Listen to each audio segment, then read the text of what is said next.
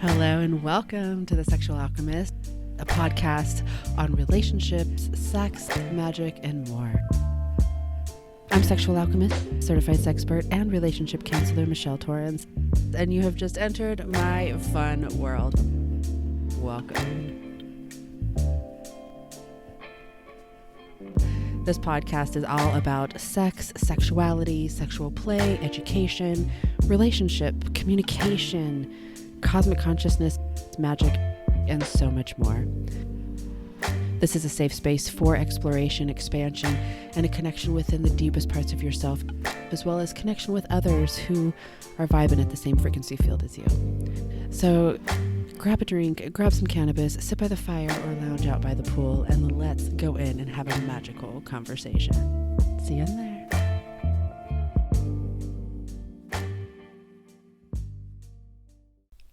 Well, hello, my beautiful rising humans. Can you tell I'm excited to be back?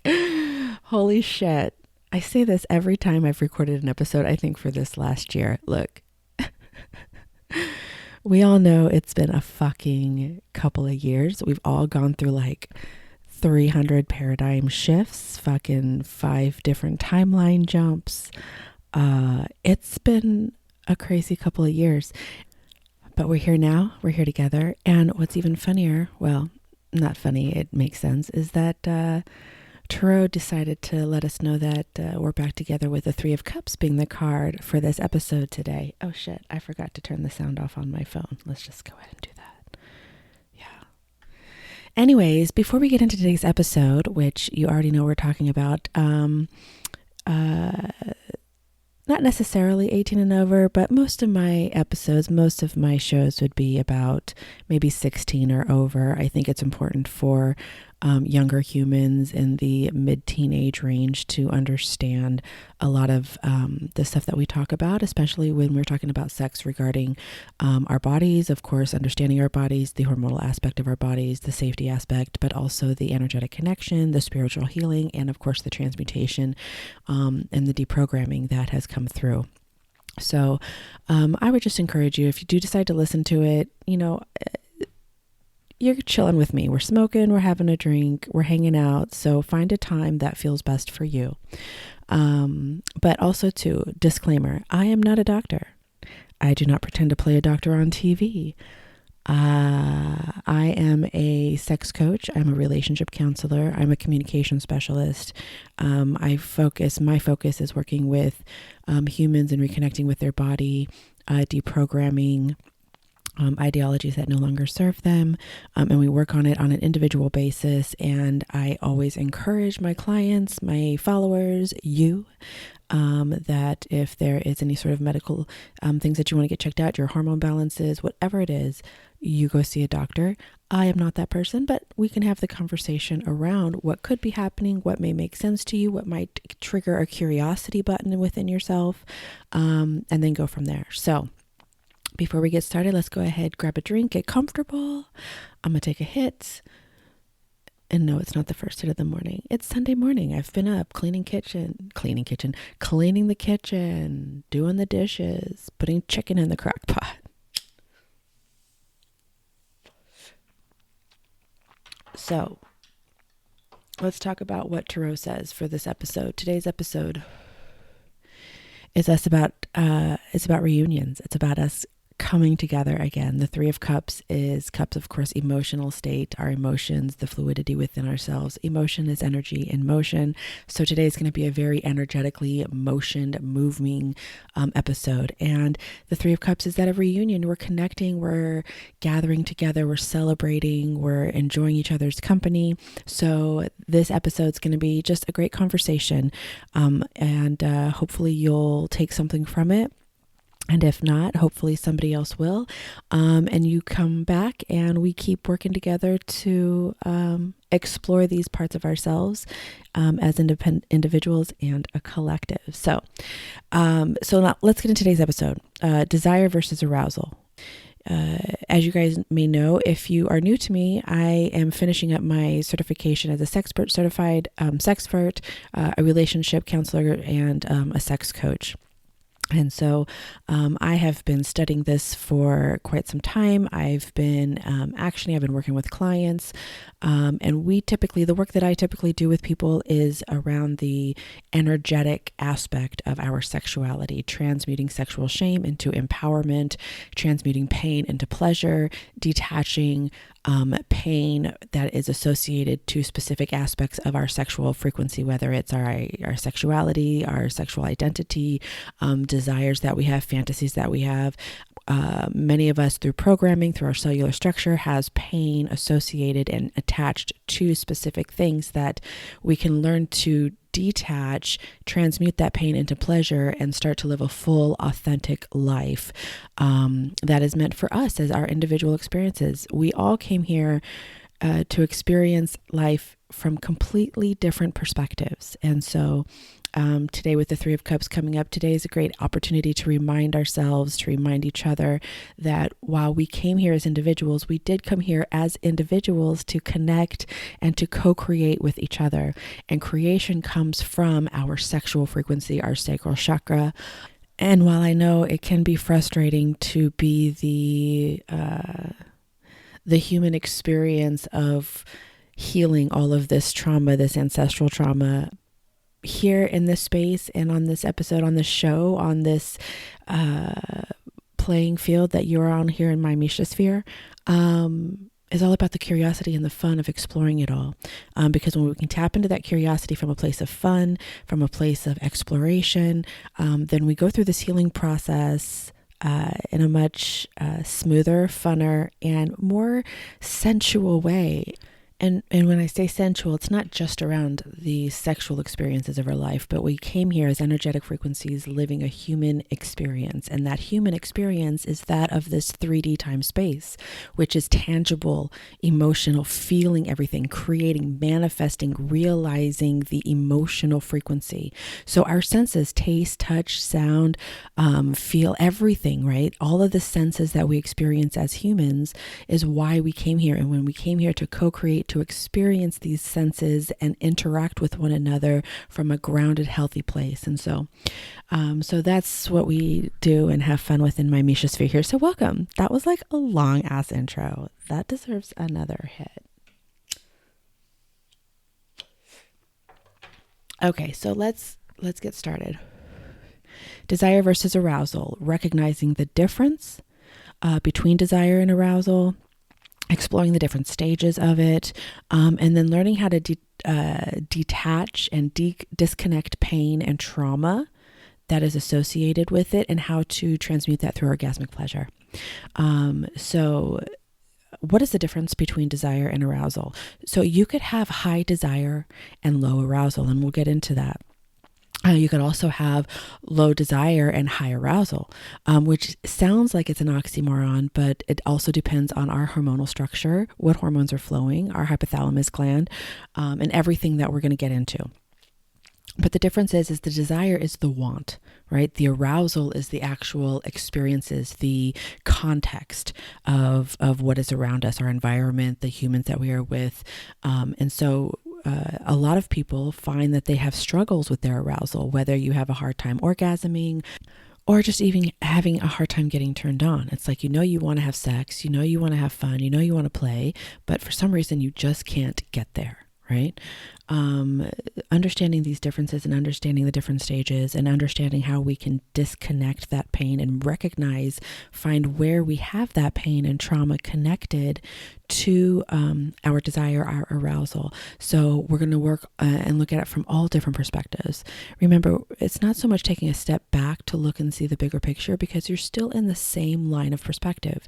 The best thing to do is to take a step to the side, turn, and then look to see all of the timeline experiences, the past, the future, potential future, all of these different aspects that you can do, and that'll give you a different perspective. So when you have that curiosity to get a different perspective, you really start to find some answers on some things, and then it's just really the exploration of human life. So what are the different stages? Now, originally, when we were talking about the stage of orgasm, we have 4 different stages: excitement, plateau, orgasm, and then resolution. These stages of the cycle, different hormonal fluctuations, have different messages that are being sent from the hypothalamus into the nervous system. Different aspects of your sympathetic nervous system and your parasympathetic nervous system start to create depending on what the hypothalamus is sending. But this is typically the stages of the actual arousal, the orgasmic experience, right? The physical aspect, the hormonal aspect. What we also needed to recognize was that there was a stage missing, and that stage was desire. For us to be able to get excited, there has to be a desire there. And a lot of the times, our desire is kind of held down or hidden in this cape or this veil of pain, trauma, or shame. So we think back to when we were younger, and not even a sexual experience, but when we desired something, right? There were so many different responses that our caregivers could have given to us.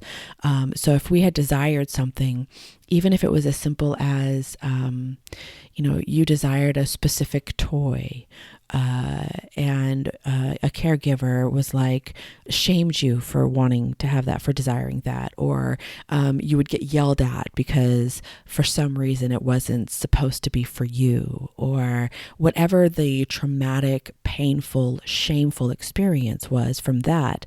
That energy, that pain and trauma was then tied into and associated with desire, and desire across the board. So as that person grows up, any sort of desire that they have, whether it be surrounded anything around sexual fantasies, whether it be desires around money or a specific career or a job or whatever the case may be, there is pain associated with it. So then when we translate that into our sexual experiences and into our sexual life, we also recognize that there's shame, pain, and trauma associated to our bodies for any sort of desire, right? So whether there's body shame, whether we have had specific body shame throughout our entire life, whether we've gone through cycles of up and down. For me specifically, I know that I've had many years of body shame.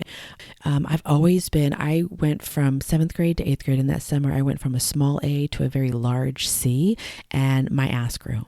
And so in 8th grade, I started having a fucking body, and I was so ashamed of it because it was just consistently, I was automatically the slut because I had tits, right? I was automatically a whore. I was automatically the one that's trying to take all the girls' boyfriends. I was automatically the one that was expected to like kiss or make out or be felt up. So there was always this expectation because of the way that my body was. So there was always shame surrounding it because I wasn't a slut. I was a virgin for so long, and it didn't even matter at that point.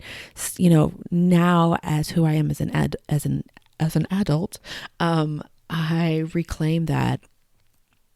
But, in that time, body shame happened. So anytime there was anything that was connected to my body from another person, right? Having this sexual relationship or sexual tension, if that other person desired my body in one way, shape, or form, then I would start to feel pain, trauma, and shame, and then I would shut down. So it would be this cycle of feeling shame and trauma, feeling shame and pain for anything I desired. But then I would also feel shame, pain, and trauma for when somebody else desired me. So I was just in this constant state of cycles of shame, pain, and trauma just because of desire. And then when I would get aroused in any sort of way, it was shame. Now that was a lot of programming, Christian indoctrination, faith and fear, the, typical, terrible things that women are, right? When, I was taught that, as a woman, automatically, I'm going to hell. I am the reason why sin is here. And I have to make sure that I'm not in any way, shape, or form causing or creating any sort of sexual tension or something in somebody else, right? It's that rape culture. It's that trauma culture. It's that shame and pain. And so that's why right now for years we've started to see, the sexual liberation with women and, burning our bras and everything, that started out in the 60s. And it's gone in cycles, right? And right now we're seeing the fact is that women are feeling more and more liberated in their sexuality, but it's not just women, it's the feminine frequency.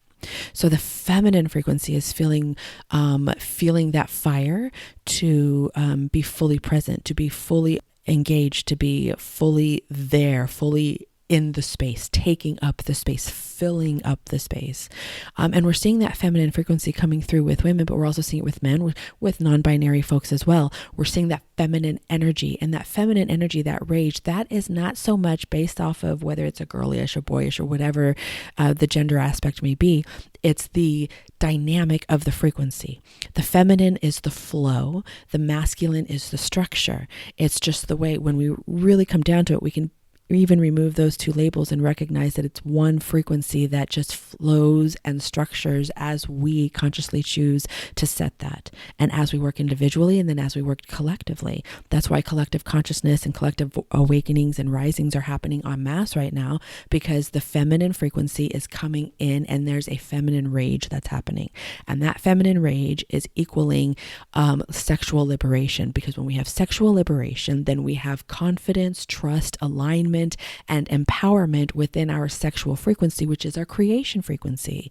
And when we have confidence and empowerment in our creation frequency, we are not as controllable. When we're not as controllable, then we are able to make change, because we have the empowerment. We're able to create, and we're able to heal, completely deprogram, deconstruct, and reconstruct a new human existence based off of freedom, sexual liberation, and pleasure and love and excitement within our desire and arousal. So that was just a long thing. Yes. This is some good weed. On that note, let's take another hit. So let's get into like the human body aspect of it. So when we're talking about arousal, there's two different stages of arousal, two different types of arousal. The two different types of arousal, there's the sexual excitation system, or SE, and then there's the sexual inhibition system, or SI, right? So our SE, our sexual excitation system, that's our turn-ons. Our sexual inhibition system, our SI, is our turn-offs. Okay, so hang on to that, because as we're going into this, what we need to recognize is that our central nervous system actually controls our SE or our SI. Our SE is our accelerator, our SI is our brakes. So each body, all of our bodies are normal, okay? There is really nothing wrong with our bodies. It's recognizing and understanding how our bodies work. So just like, I'm going to encourage this, I'm going to have references and everything in the notes of this show. The book I'm reading, the sources, I'm going to have all those cited, as well as some resources for you and your partner, should you guys want to do this together. Sorry, I don't know if you heard that. That's my microphone thing.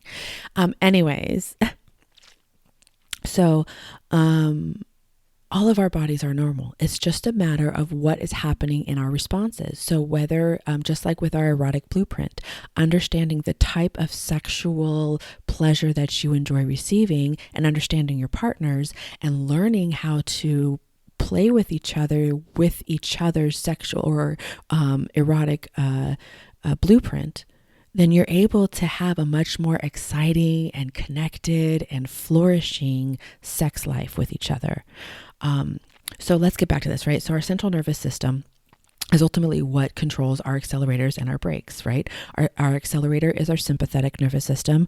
Our brakes are our parasympathetic nervous system, right? So the sympathetic nervous system, just a little crash course, the sympathetic nervous system activates our fight or flight, right? So basically we're in survival mode when our sympathetic nervous system is completely going and going and going.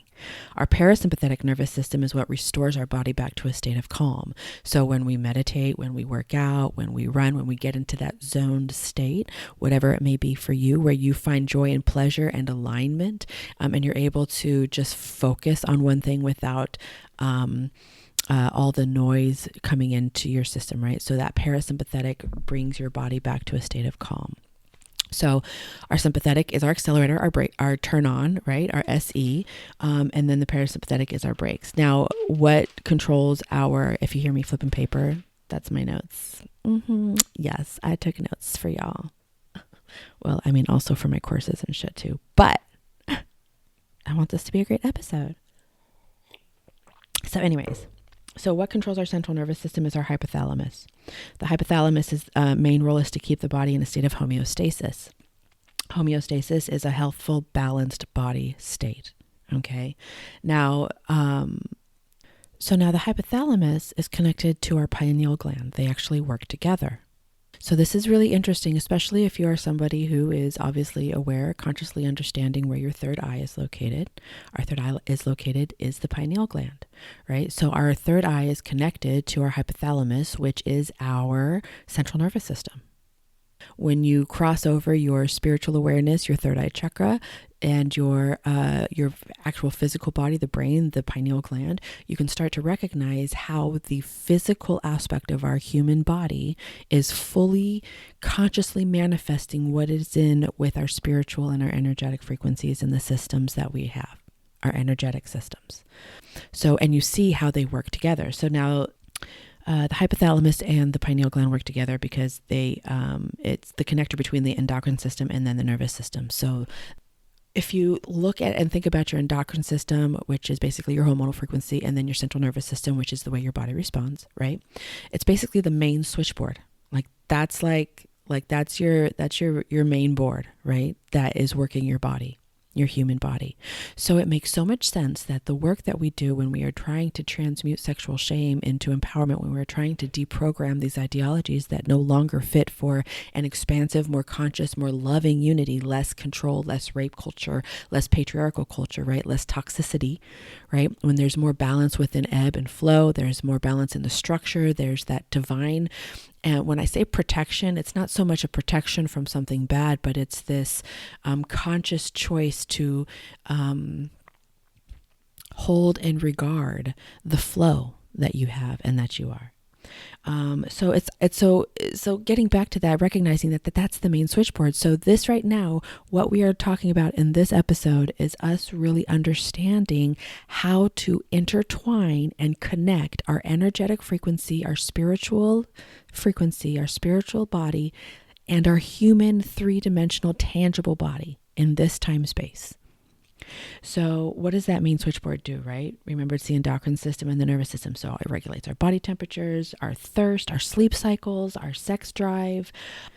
It controls our digestion. It controls our blood pressure. So again, this is everything in our body as our body functions in this 3D time space, in this time space, is controlled by these two things, our pineal gland and hypothalamus, which controls our hormonal system, which is our hormones, is our body. That's what keeps us fucking going.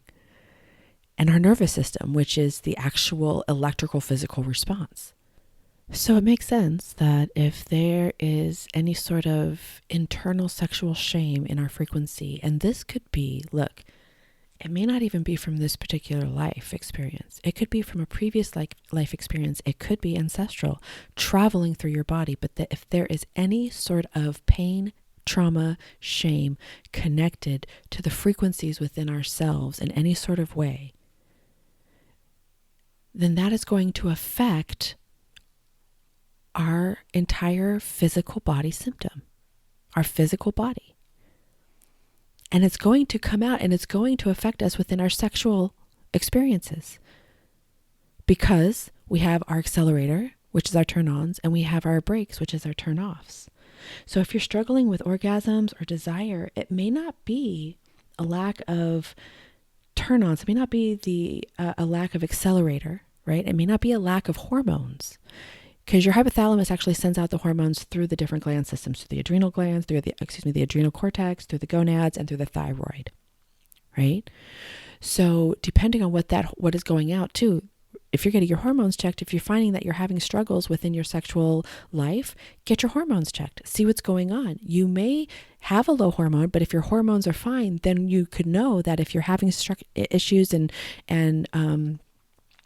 struggling with your sex life, in your sexual relationship and your sexual experience and orgasms, then you know that if your hormones are fine, then it's your brakes. It may be just more context, more SI, more of your internal braking system than a lack of hormones. So then that gives you more power and control to be able to redirect and then get curious, Come at it with a fun exploration aspect, because the solution is always there. There is always a solution. It's just a matter of us finding it, right? Look,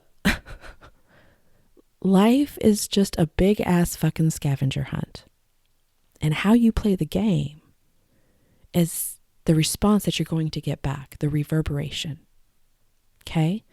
So when you can come into this recognizing that you're playing the game, that no matter what you desires you from a place of grounded alignment and authentic truth, recognizing that the base of you is love and joy and freedom.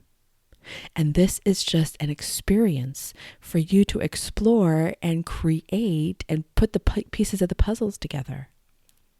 There's going to be hard times. There's going to be things like that. Absolutely. But the basis of this is a big ass scavenger hunt. So what the fuck are you doing? How are you living it, right? And if you recognize that there's something going on, there's something that you're struggling with in your pleasure experience, right? Because we came here to experience pleasure through our senses. That's how we realize it into this tangible state. So let's turn your focus then on that. If your hormone levels are great, if your hormone levels are off, then you know, okay, that there is a lack of actual hormones from the hypothalamus being sent through to actually give me my turn-ons. So when you get those into alignment and your sex life turns around, then you recognize that that's where the issue was. But again, if your hormone levels are normal, quote unquote normal, based off of the average of, however all that works, again, I am not a doctor, so all that shit needs to be talked with your doctor. But if all that is quote unquote normal, then you can start to look at other things. So how we look at our breaks and what we can do in the context of it. Now, there's two different styles of breaks.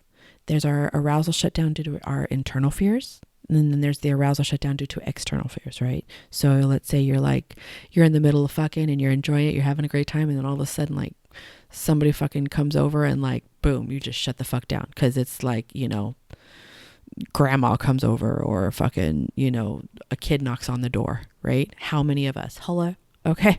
And so all of a sudden it's just right? And it just shut down. That's an external fear. All right. That's the environmental aspect. That's something you just ultimately have no control over.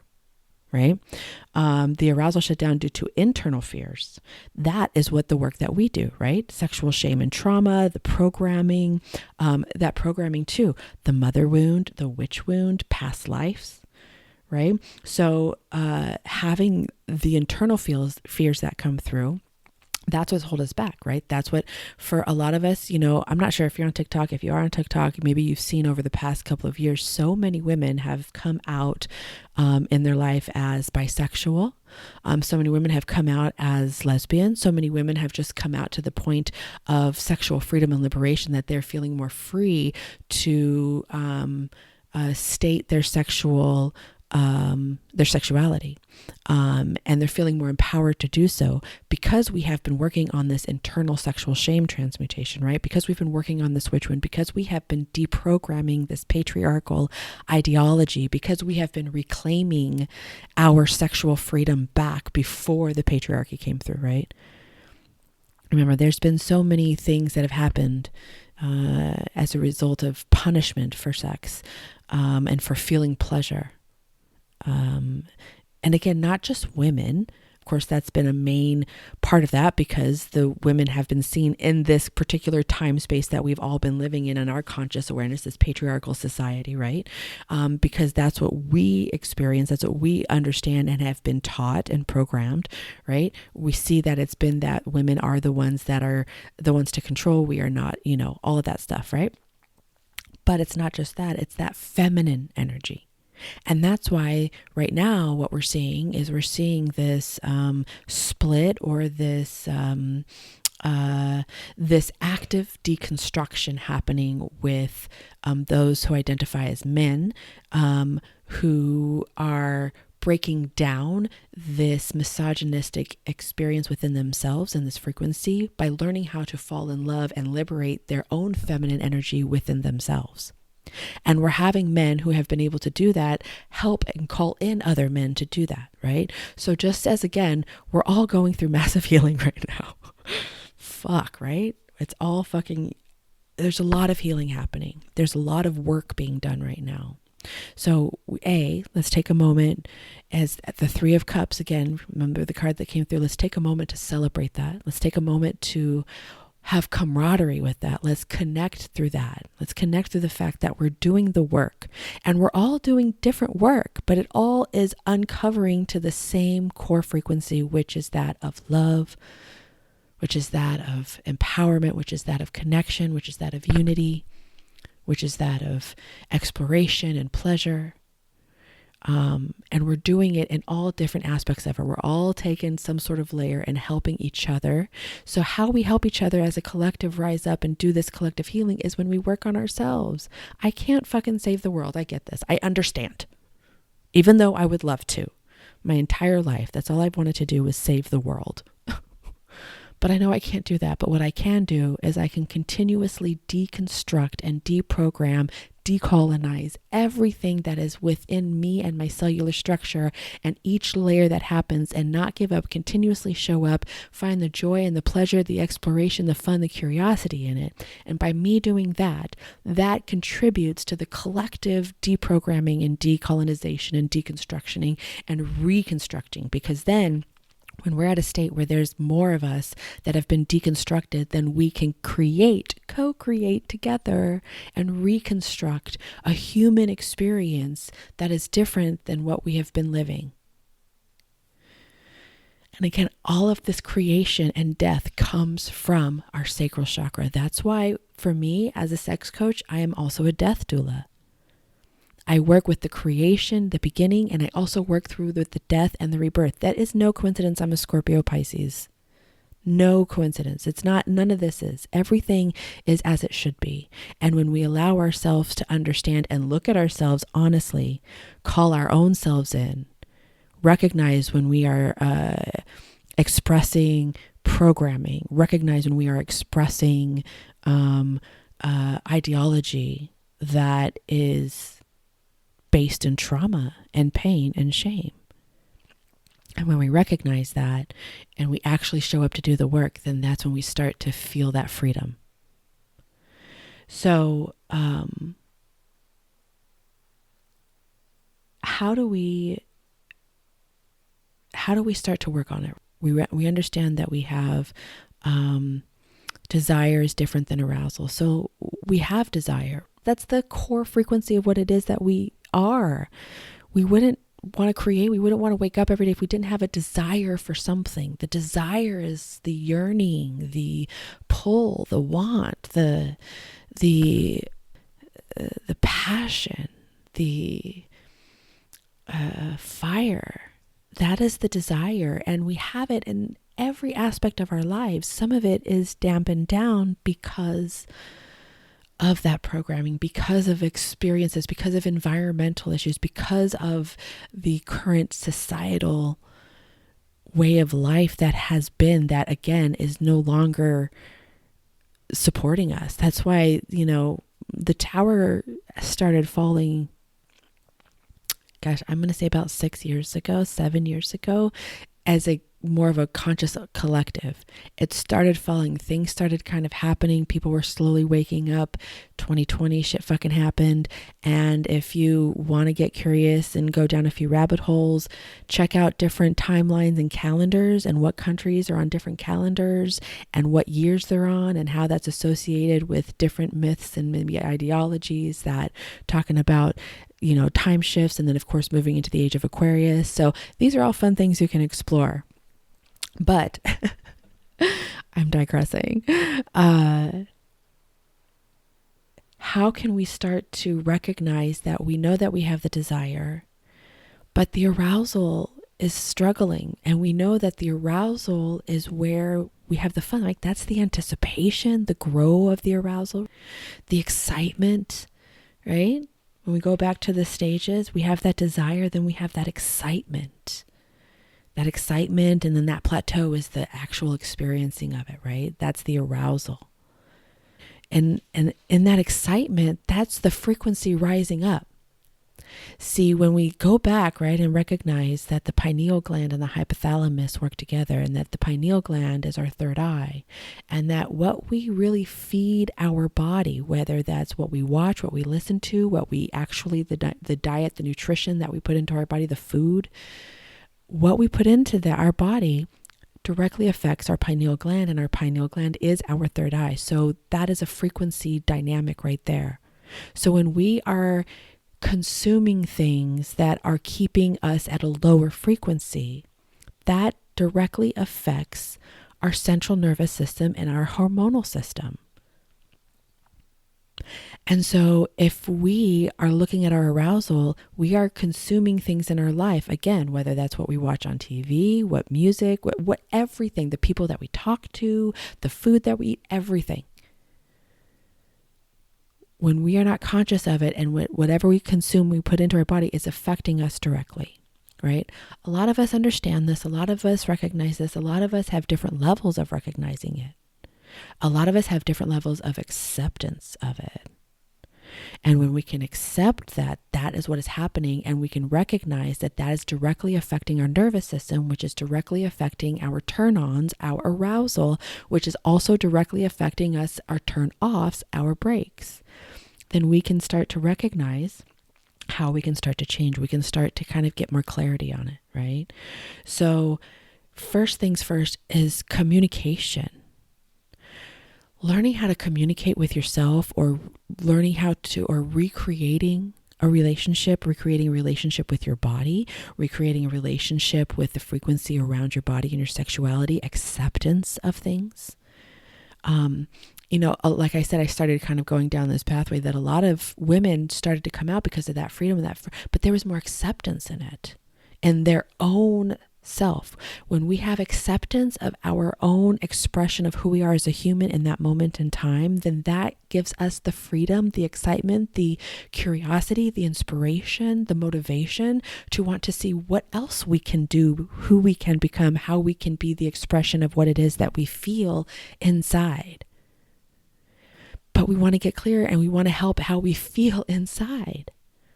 So communicating with yourself, recreating relationships. If you have had shame and trauma with your body, if you have had a terrible relationship with your physical body, I understand from firsthand experience my entire life, each and every day I have to consciously choose to have a healthier, compassionate, loving, caring relationship for my body. And when I do that, that gives me the comfort, that gives me the confirmation within myself, my own self-validation of knowing that we are in this together, and that me and my body are co-creating this human life experience. So recreating my relationship with her. So for those of you, so let's talk about also too, before we move forward onto that, we also need to understand how our brakes and our accelerator coincides with our moon cycle. So if you are a human that has a period, your hormonal levels shift. So recognizing when your accelerator is very sensitive or when your brakes are very sensitive, and recognizing when in your cycle they are, having compassion, understanding, being honest with yourself, right? And this can go into programming. Look, I was told and that when your husband is ready for sex, you need to be ready.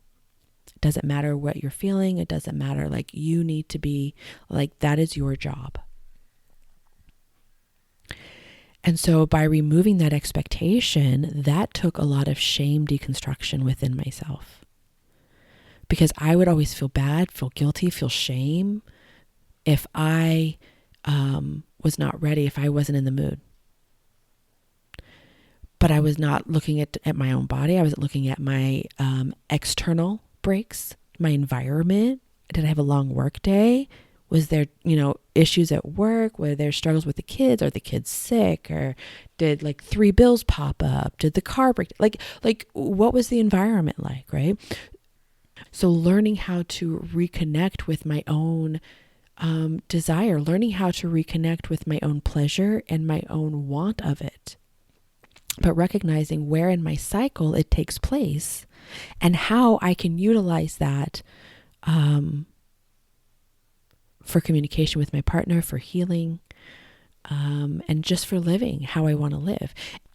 So getting back now to how we can start to communicate. So when you can also include and recognize where you're at with your cycle, knowing that there's hormonal shifts, right? When you have started to reconnect and recreate a relationship and learn how to communicate with your body differently. So if you're having pain somewhere in your body, learning how to communicate with that pain and learning how to recreate a different relationship with that aspect of your body.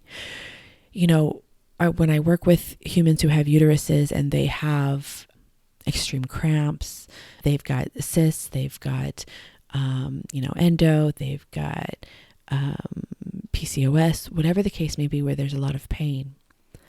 We work on recreating our relationship with that pain.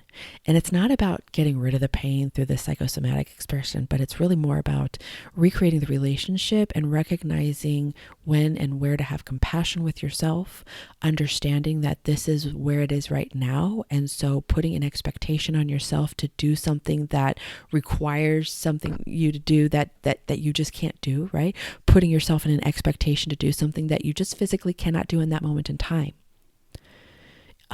It's recognizing how to not limit yourself, but recreate the limits, recreate the boundaries, recreate the levels, recreate the direction of where it is you want to go.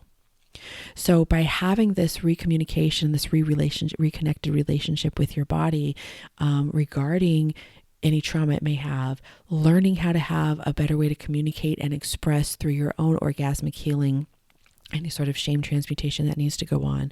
And we'll talk about orgasmic healing. I have a couple of other episodes where I talk about how to utilize your orgasmic energy in transmuting that, how to come about that, right? And when I work with people, I also provide instructions on how to do that. So working through all of that aspect internally will help. And then how then to change the external, right? You want to change the context of the environment, right? So if you're starting to find yourself having like your environment, like your bedroom, maybe you're just bored with your bedroom and you need to revamp the energy. Maybe you need to clean it out. Maybe you need to redesign it, do more of a feng shui lineup or whatever the case may be. Maybe you need new colors. Maybe you just need something new in your environment. That changes the context on the external breaks, right? Also is recognizing that judgment from society or external standards that are not your personal standards, that you have different ideas about things, your boundaries, enforcing your boundaries, recognizing when you are having a boundary being crossed and being able to stand up for yourself. I just saw the 7 of Wands. But having these are ways where you can really start to redirect your external breaks and get those back in alignment and not be so sensitive, right? So again, we're all normal. We're all very normal in everything that we do within our arousal experience as humans. It's just whether or not we have more sensitive breaks or a more sensitive accelerator. Understanding where we line, how it lines up with our cycle, who it is, and how our partners line up with it, right? So you may have sensitive breaks and your partner may have a sensitive accelerator.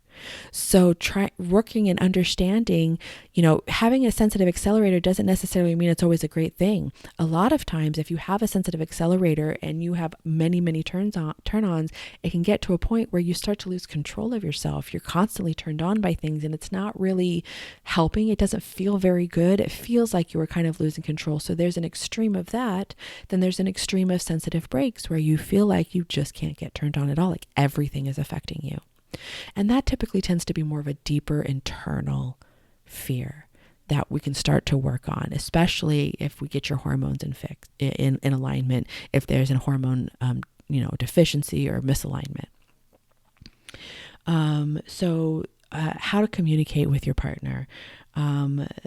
how to change this aspect is really just being honest with yourself and honest with your partner. I do have an episode on how to consciously bring a conversation, how to have a conscious conversation with your partner around stuff, but bringing it to your partner is really something that is a consistent practice. We're always learning how to better communicate with ourselves and with each other as a society, as friends, as partners, whatever relationship that you have. We're always trying to learn how to communicate better. And so being able to bring these aspects of your life, to be able to trust your partner enough to have this conversation, it's important to have it. That's how you expand, that's how they expand, and that's how you both expand together, creating that ripple of healing, creating that ripple of new templates, creating that ripple of a new dynamic, creating that ripple of empowerment and love and pleasure and joy throughout the entire collective. Now, if you're in a partnership where you do not trust your partner to do this, you don't feel like you can, you have struggles that your partner is not connecting with you, I highly encourage you, if it is something that you both want to do, to connect with a relationship counselor or a coach, connect with somebody who can help mediate conversation, help you learn. Again, these are things that I do, helping you learn how to communicate and how to listen, how to actively listen, which is a big thing that a lot of people need more work on. And I understand that because my entire life I have to do it. It's a conscious decision. It's a conscious choice for me to actively listen. And actively listening is ultimately just you listening, not running through thoughts in your head about what to say next. It's just standing there receiving. Listening doesn't mean that you accept all of it. You may have different points of view. You may have different experiences. You may have different perspectives, but you are open to receiving it. So then that way you can discern and dissect and possibly have a shift in your own perspective, creating a whole new playing field for you to live your human experience on. So having all these conversations, but if you don't have a partner who can do that, definitely reach out. And if you feel like it's time to, expand into your own self-healing for a while because you just don't see it, and you guys have tried and tried. I just saw the 8 of Cups. So if that's coming through for anybody, you've tried and it's just not working. Maybe it's time for an emotionally healing, balanced separation. If you feel that you are in a dangerous situation, I highly encourage you to call help. Reach out to those who you do trust to help. All the resources that are there for you, and trust in yourself that you are able to. So now communicating how to change. So what's the first thing to do? The first step is to take away performance pressure. And on that note, that is going to be our next episode. I know you're like, bitch. But no, so that's ultimately what we're going to get into the next episode, is performance versus pleasure. There is so much performance pressure that is out there for everybody regarding their sexual experiences, regarding anything in their life, but definitely around their sexual experience and their relationship. So the first thing to do is to take away the performance pressure. And how do you take it away? Well, it requires you to start doing some sexual shame transmutation work. It's recognizing where you are holding shame within yourself if you don't perform to a certain way, if you feel like you have to show up a specific way, if you feel like you have to show up when you're not there, when you're not energetically aligned, when you're not feeling it, right? Expecting yourself to do something. So this is the time, ask yourself, great journal question, when in my life do I feel like I am on performance, where I have performance pressure? Where in my sexual life, where in my relationship, where in my job, where in my life do I feel like I have to consistently remain on point, or that I have to consistently perform, and I put that performance over my pleasure? And start to get curious, start journaling this up. So that way, when we have our next episode, you'll have some questions. You can drop them in. I'll have some Q&As that we'll be able to go over, because I'm starting to build up a Q&A episode. So if you have questions, I can provide some answers. Okay. So, on that note, that is it. I'd love to hear your thoughts. I'd love to hear your experiences. I'd love to hear, just your human life experience and what you have been going through, and where you desire to be. What life experience are you desiring to express and create? And remember, again, the card of our episode today was the Three of Cups. Thank you for reuniting with me with this episode. Thank you for hanging out. Thank you for just chilling. Thank you for just being. Thank you for your existence. Thank you for your support. Thank you for your patience. And I'm excited to see where we go, how this happens, because I myself am working on deprogramming and deconstructioning the desires that I have around my own creative expression and the work that I desire to do in this world. And I'm deconstructing any sort of pain, trauma, or shame associated with it, and realigning boundaries and standards and what feels right for me and how I can show up in that game confidently, dressed fly as fuck. So anyways, thank you for being here. I hope you had a beautiful time. And remember, there is only one you. We need, desire, and want your magic. Have a beautiful day, and I'll catch you on the next one. Later.